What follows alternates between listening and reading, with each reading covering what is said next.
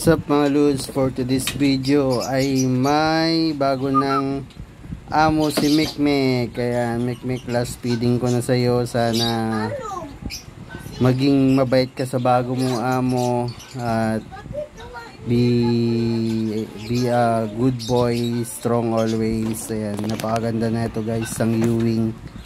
Orange na orange yung ulo, tapos dilaw yung guys, yung katawan, pakpak. Ayan, medyo kumukumpleto na rin yung niya, yung feeder niya.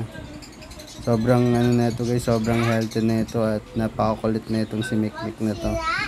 Pero syempre kailangan natin din siyang i-out para may mga bago naman siyang mag-aalaga sa kanya.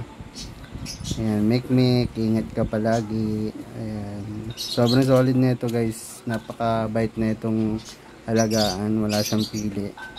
Ayan, yung formula pa lang natin, sakto lang guys, sakto. Sobrang na ito, sobrang quality na ito sa mga hand feeding. Ayan, sana pakabait ka Mikmek sa bago mong amo. Mayroon na siyang amo guys, kinuha na siya, kukunin na siya at ito na po ang kanyang amo. Ayan, taga Kasiglan lang po yung amo na ito guys.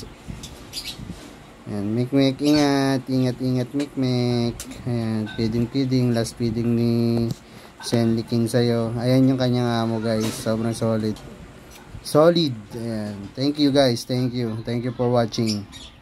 This is Senli King once again.